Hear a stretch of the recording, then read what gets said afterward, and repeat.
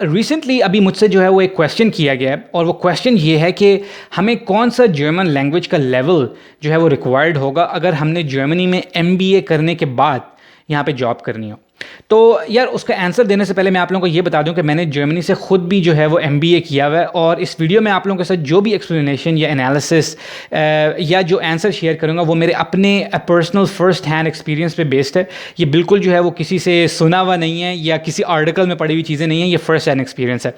तो मैं आप लोगों के साथ जो है ना अब इसका आंसर शेयर करता हूँ। सबसे पहले तो ये कि इसका अगर आप लोग बहुत ही शॉर्ट और वन लाइनर आंसर सुनना चाह रहे हैं तो वो ये है कि एटलीस्ट B2 या इससे ऊपर ऊपर लेवल जितना भी अच्छा हो। लेकिन ये आंसर जो है ये कंप्लीट नहीं है, ये इनकम्प्लीट आंसर है। इसका कंप्लीट आंसर जो है वो इसके एनालिसिस पे डिपेंड करता है कि क्यों मैं आप लोगों को ये कह रहा हूँ।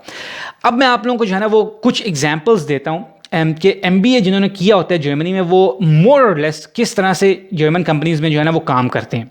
या जिन जर्मन कंपनीज़ में मैंने काम किए वहाँ पे कैसे वो जो है ना वो काम करते थे।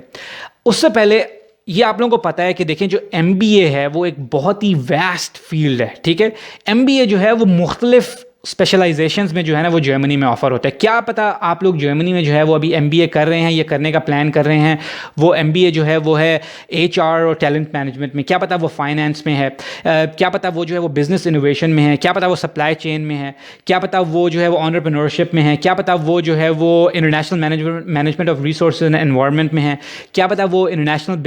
बिजनेसेस और development of businesses in emerging markets के अंदर है। वो किसी भी जो है ना वो स्पेशलाइजेशन के अंदर जो है ना वो एमबीए हो सकता है, क्या पता वो डिजिटल मार्केटिंग के अंदर है। तो मैं आप लोगों को जो है ना वो 2-3 एग्जांपल्स शेयर करता हूँ जो मैंने खुद रियल लाइफ में जर्मन कंपनीज़ के अंदर देखी हैं एमबीएस को काम करते हुए और कैसे उनका इंटरेक्शन जो है वो लैंग्वेज के साथ होता है। जो मैं आपको फॉरेनर बेसिकली एम्प्लॉयज़ की बात कर रहा हूँ जो जर्मनी हमारी तरह जो बाहर से आए, उन्होंने जर्मन सीखी और एमबीए किया और फिर जर्मन कंपनीज़ में काम किया। तो पहली आप उसकी एग्जाम्पल ले लें इस तरह से कि आपने जो है ना वो जर्मनी से एमबीए कर लिया है, ठीक है।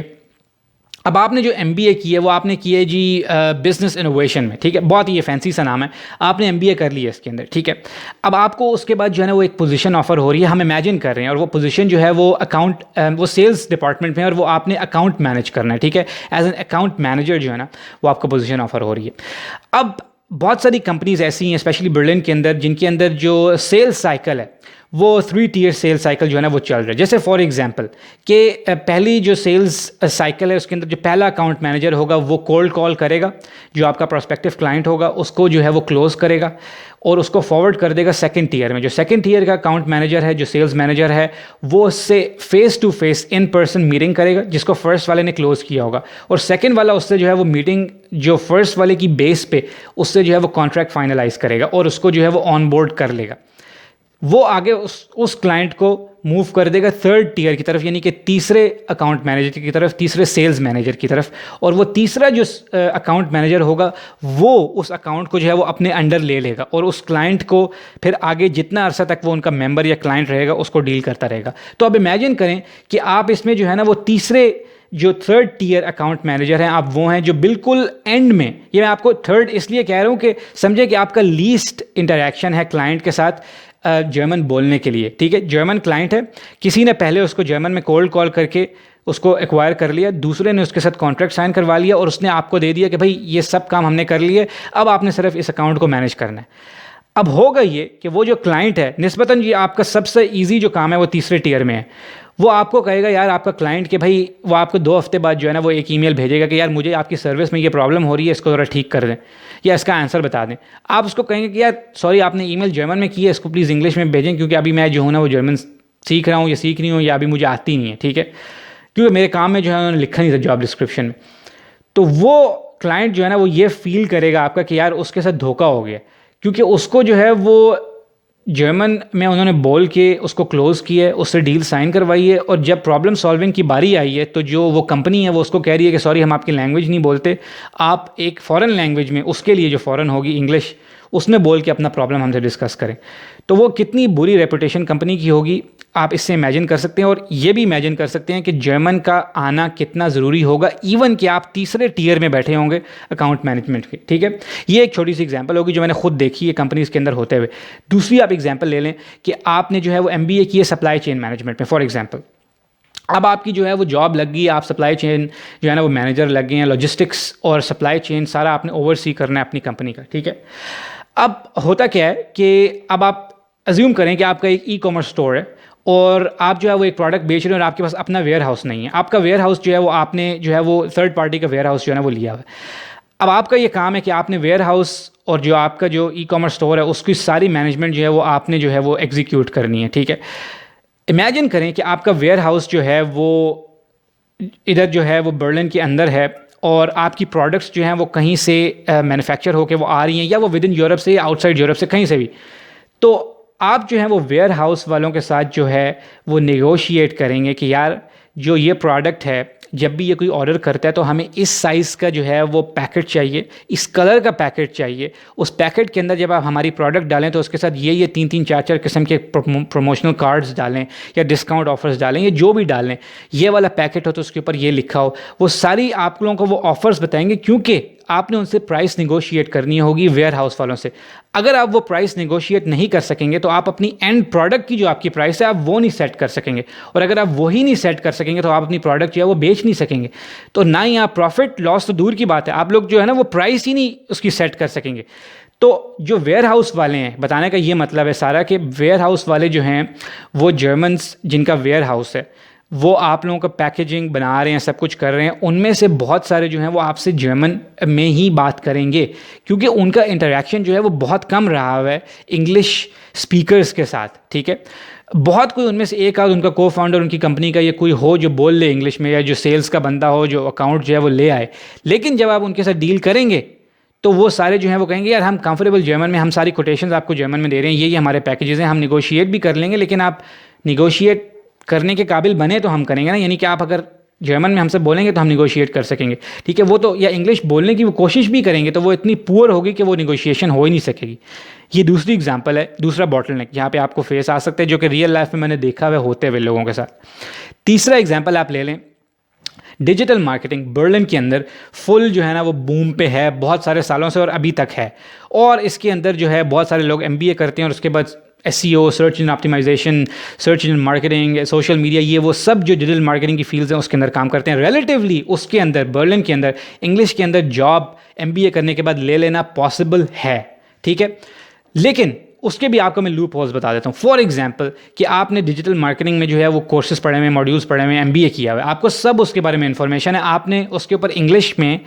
लैंग्वेज में एक्सपीरियंस भी लिया हुआ है। अब आपको एक जर्मन कंपनी है वो आपको हायर करती है और वो आपको कहती है कि यार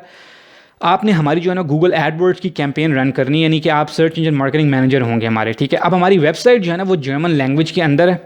वो इंग्लिश में भी है लेकिन वो जर्मन में भी है, दोनों वर्जन्स हमारे बहुत इंपॉर्टेंट है, ठीक है। तो दोनों वर्जन्स में आपने कैंपेन रन करनी है। अब जर्मन वर्जन में जब आप कैंपेन रन करेंगे तो आपको पता होगा एज ए SEM मैनेजर कि यार मुझे किस साइज़ का ऐड बनाना है, मुझे किस किस्म की फ़ोटो डालनी है, मुझे उसकी गूगल टैगिंग कैसे करनी है, मुझे कैसे उसका गूगल एनालिटिक्स में उसको अलाइन करना है, कैसे उसकी ट्रैकिंग करनी है, सब कुछ आपको पता होगा। उसमें एक चीज़ जो है ना वो मिसिंग हो जाएगी, जब वो आपने ऐड के अंदर जो है ना वो टेक्स्ट लिखना होगा, क्योंकि बेसिकली जो गूगल एडवर्ड्स का जो टेक्स्ट है वो जो सर्च इंजन रिजल्ट पेजेस हैं उसके ऊपर सबसे ऊपर जो टॉप 3 से 4 रिजल्ट होते हैं वो गूगल एडवर्ड्स के होते हैं, उसमें टेक्स्ट अपीयर हो रहा होता है। सारी जो पीछे की साइंस होती है वो तो आप कर रहे होते हैं लेकिन वो वहाँ अपीयर नहीं हो रही होती। तो वो टेक्स्ट अगर आपको जर्मन नहीं आती होगी तो वो आप कैसे लिखेंगे, क्योंकि वो जर्मन में मैटर, आपने पेज टाइटल लिखना होगा, जर्मन में मैटर डिस्क्रिप्शन लिखनी होगी। तो आप जब वो सारा डिज़ाइन कर लेंगे तो आप कहेंगे कि यार अपनी कंपनी में कि यार कोई जर्मन स्पीकर है जो मुझे ये लिखते, तो किसी और को अपने काम में से टाइम निकाल के आपका काम करना पड़ेगा। तो वो कहेंगे कि यार जो ये टाइटल्स लिख रहे हैं और डिस्क्रिप्शन लिख रहे हैं उसी को सिखा दो कि एडवर्ड्स का जो ऐड है वो बनाते कैसे हैं, तो वो काम भी वही कर दे। तो यहाँ पे आप लोगों को जो है ना दोबारा से प्रॉब्लम आ जाएगी अगर जर्मन ना आती हो लेकिन MBA भी होगा, डिजिटल मार्केटिंग का एक्सपीरियंस भी होगा, ठीक है। अब आ जाते हैं रूल ऑफ एक्सेप्शन के ऊपर। ये बहुत सारे लोग शायद सोच रहे हो कि यार क्या इतना ही बुरी हालत है कि इंग्लिश के साथ बिल्कुल ही जॉब नहीं मिल सकती। तो यार ये पहला तो इसका पर्पस वीडियो का डीमोटिवेट करना नहीं है, आप लोगों को अवेयर करना है और एक्चुअली मोटिवेट करना है कि आप लोग जो है वो अपना प्रोफाइल जो है उसको शार्पन कैसे कर सकते हैं, उसको इम्प्रूव कैसे कर सकते हैं, क्योंकि आप लोगों के पास 80% ऑफ चीज़ें जो हैं वो हैं, सिर्फ 20% जो है ना वो उसमें ऐड करना है। देखिए रूल ऑफ एक्सेप्शन जो है ना वो दुनिया में हर जगह जो है ना वो किसी भी जगह कहीं पे भी जो है ना फिट हो सकता है। रूल ऑफ एक्सेप्शन ये है कि आप जो हैं वो इस वक्त पाकिस्तान से या इंडिया से या किसी भी साउथ एशियन बांग्लादेश के मुल्क से जो आप यहाँ पे हैं और जर्मन कंपनी है और उनको एक ऐसा MBA ग्रेजुएट चाहिए जो कि इंग्लिश बोलता हो, और क्योंकि उस जर्मन कंपनी का जो बिज़नेस है वो पाकिस्तान में या बांग्लादेश में या इंडिया में भी एक्सपेंडेड है, और उस ऑफिस के लिए, उस मार्केट के लिए उनको एक वो बंदा चाहिए जो बर्लिन में बैठ के या जर्मनी में बैठ के काम करे, मगर उसको जो है वो साउथ एशिया की एक लोकल लैंग्वेज आती है और इंग्लिश आती है और जर्मन की रिक्वायरमेंट ना हो। इस तरह के रूल ऑफ एक्सेप्शन भी अवेलेबल हैं, लेकिन आप ये इमेजिन करें कि उनकी प्रोबेबिलिटी कितनी होगी, और उनकी प्रोबेबिलिटी के साथ साथ उसके ऊपर जो है कंपटीशन कितना ज़्यादा होगा, क्योंकि जर्मन ना बोलने वाले फॉरेनर्स ज़्यादा हैं और जर्मन बोलने वाले फॉरेनर्स और एमबीए ग्रेजुएट होल्डर्स या डिग्री होल्डर्स कम हैं। तो आप लोग जो हैं वो अपने प्रोफाइल को जो है वो इससे यूनिक और ज़्यादा एडवांटेजियस और ज़्यादा जो है वो अट्रैक्टिव बना सकते हैं, और एक्चुअली जो है वो लॉन्ग टर्म में, लंबी रेस में जो है ना वो आप लोग खेल सकते हैं। एक्चुअली मैं आप लोगों को जो है ना वो मोटिवेट कर रहा हूँ और मैं आप लोगों को ये इनकरेज कर रहा हूँ और सिर्फ ये सिनेरियो दिखा रहा हूँ जो मैंने खुद एक्सपीरियंस किया कि आप लोग अगर अभी नहीं आए या आए भी हैं तो आप लोग इन चीज़ों पे जो है ना वो आप काम कर लें। आपका 80% जो है वो प्रोफाइल ऑलरेडी जो है वो रेडी है, सिर्फ 20% का जो है ना वो आपने बीच में तड़का जो है ना वो लगाना है लैंग्वेज का, और वो आप कर लेंगे तो आपको जो है वो ज़बरदस्त किस्म की जो है वो आपकी क्वालिफिकेशंस के अकॉर्डिंग जो है वो जॉब मिल जाएगी। दूसरा एक क्वेश्चन आ जाता है कि सिर्फ इंग्लिश रिक्वायर्ड वाली जॉब अगर आप ले भी लें और वो आप उसमें समझ लें कि आप उससे बचते बचाते जाएं जर्मन से, तो आप क्या उसको रिटेन कर सकेंगे उस जॉब को? क्या आप उसमें जो है वो एक्सेल कर सकेंगे? क्या आप उसमें जो है वो लैडर क्लाइंब कर सकेंगे कि अगर आपने ऊपर से ऊपर मैनेजमेंट में जाना हो? क्योंकि मैनेजमेंट सारी वो तो जो है वो जर्मन ही कर रहे हैं, यानी कि जर्मन नेटिव स्पीकर्स की बात कर रहा हूँ, एथनिकली जर्मन की बात नहीं कर रहा, जो बॉर्न एंड रेज्ड जर्मनी में है लेकिन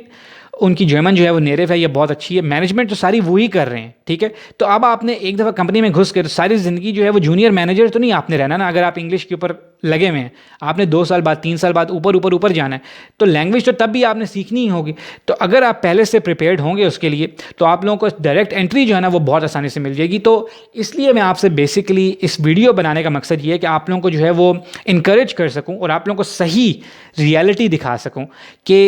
इस वक्त जो है वो MBA के बाद, मैं नॉन टेक्निकल मोस्टली जॉब्स की बात करूँ, मैं टेक्निकल अभी प्रोफेशंस की बात नहीं कर रहा, जो इंजीनियरिंग होगी जिसमें कोडिंग करनी है, डिज़ाइनिंग करनी है, प्रोग्रामिंग करनी है, उसमें कोई शक नहीं है कि उनको इंग्लिश के साथ जॉब्स मिल जाती हैं और मिलती भी हैं, लेकिन उनके लिए भी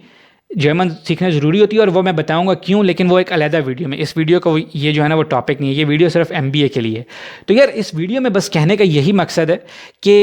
ये सिनेरियो है, MBA करना हो और उसके बाद आपने जॉब करनी हो तो इंडस्ट्री के अंदर, ठीक है, रूल ऑफ एक्सेप्शन मिल जाएगा, मगर मेरी सजेशन होगी कि रूल ऑफ एक्सेप्शन के ऊपर रिलाई मत कीजिए। अभी मैंने आप लोगों से स्टैटिस्टिक्स शेयर किए हैं कि किस तरह के किन किन मुल्कों से इंटरनेशनल स्टूडेंट्स जो हैं वो यहाँ अवेलेबल हैं, तो वो सब भी जो है ना वो इंग्लिश बोलते होंगे और उनके पास भी कोई ना कोई जो है वो MBA की या उससे रिलेटेड डिग्री जो है ना वो होगी और प्रॉब्ली एक्सपीरियंस भी होगा। तो आपका प्रोफाइल जो है वो किस तरह से स्टैंड आउट होगा, ये आप लोग जो है ना वो डिसाइड कर सकते हैं कि आप लैंग्वेज से उसको जो है वो बहुत बेहतर बना सकते हैं और एक्चुअली प्रोफाइल को भूल भी जाएं, अपनी लाइफ कंफर्टेबल बना सकते हैं उससे, क्योंकि आप लोग जो हैं वो इजीली कम्युनिकेट कर लेंगे और जॉब कर लेंगे। क्योंकि अगर आप MBA की इंग्लिश जॉब भी कर रहे हैं ना, तो आपके जब लंच ब्रेक होगी, जो आपके कॉलीग्स होंगे, ठीक है, मोस्टली जो कंपनी है उसमें तो जर्मन्स ही होंगे ना। अब बर्लिन में बहुत सारी कंपनीज ऐसी भी हैं जिसमें जो है वो 50-60% जो है वो नॉन जर्मन्स भी हैं, इसमें कोई शक नहीं है। लेकिन जब आप लंच में बैठे होंगे और 3-4 जो हैं लोगों में से 4-5 लोग बैठे हैं, उसमें से 4 लोग जो हैं वो जर्मन स्पीकर्स होंगे, बेशक वो जर्मन ना भी हो, जर्मन स्पीकर्स होंगे, तो वो सारे तो जर्मन में बात करना शुरू हो जाएंगे। तो आप वहाँ पे जो है वो बेशक आप जॉब अपनी जो है वो इंग्लिश में कर रहे हैं, लेकिन आप उनसे कम्युनिकेट नहीं कर सकेंगे। तो जॉब सिर्फ जो है ना वो जॉब लेके, और ये नहीं आप कह सकते कि मैं अब आइसोलेट होकर तो मैं ऑफिस में बस अपना काम करता रहता हूँ और सैलरी लेता रहता हूँ और काम होता जाएगा। जॉब का मतलब ये है कि पूरी तरह से जो है ना वो उसके अंदर जाना, उसको एब्जॉर्ब करना, उससे सीखना, कॉलीग से सीखना, उसमें ग्रो करना, इवॉल्व करना और पूरी जॉब एक्सपीरियंस को एंजॉय करना। क्योंकि ये आपकी ज़िंदगी है ना, वर्क प्लेस पे आप जो है वो अपना 80% ऑफ टाइम गुजारते हैं, सुबह 8 से लेकर शाम 5, 6, 7, 8 बजे तक। तो इसलिए जर्मन जो है वो आप लोगों का लेवल जो है वो मैंने शुरू में कहा था कि वो B2 या इससे ऊपर हो। B2 जो है वो बहुत ही अच्छा कॉन्वर्सेशनल कॉम्प्लेक्स सिचुएशंस में जो है ना वो आप कॉन्वर्सेशन कर सकते हैं B2 के साथ। तो एटलीस्ट कोशिश करें कि MBA के बाद अगर आपने जॉब करनी है जर्मनी में और लंबी इनिंग्स खेलनी है, लंबी प्रोफेशनल इनिंग्स खेलनी है, तो ज़रूर B2 जो है ना वो मिनिमम आप उसको जो है ना वो हासिल करें। तो और वो लोग जो अभी यहाँ MBA कर रहे हैं और उनके पास B2 नहीं है, वो भी यार प्लीज़ डिसहार्टन्ड मत हों, दिल अपना जो है वो बड़ा रखें और दिल बर्दाश्ता मत हों। आप लोग साथ साथ सीख सकते हैं और आप कोई इंटर्नशिप्स कर सकते हैं, उसके साथ साथ जर्मन सीख सकते हैं, या पढ़ाई कर रहे हैं उसके साथ सीख सकते हैं, और फिर एंट्री लेवल पोजीशन पर जाके वहाँ पे साथ साथ सीख सकते हैं। तो इस वीडियो में सिर्फ आप लोगों को जो है ना वो इनकरेज और मोटिवेट करना था और जो रियलिटी है उसकी वो दिखाना था। तो बस यार इस वीडियो में इतना ही है। अगर कोई आप लोगों के क्वेश्चंस हैं तो वो आप लोग ज़रूर कमेंट्स में शेयर करें और मैं पूरी कोशिश करूंगा कि मैं उनका आंसर कर सकूं। और अगर आप लोगों को ये वीडियो जो है वो पसंद आई है या हेल्पफुल लगी है रादर, तो उन लोगों के साथ ज़रूर शेयर कीजिएगा जो इस किस्म की इन्फॉर्मेशन जो है वो ढूंढ रहे हैं। और जो लोग मेरे चैनल पर फर्स्ट टाइम आए हैं और उनको मेरी वीडियोज़ जो हैं वो यूज़फुल या इन्फॉर्मेटिव लग रही हैं, तो वो प्लीज़ जो है वो चैनल सब्सक्राइब करना मत भूलिएगा। और एंड में मैं यही कहूँगा कि ये वीडियो देखने के लिए बहुत बहुत शुक्रिया।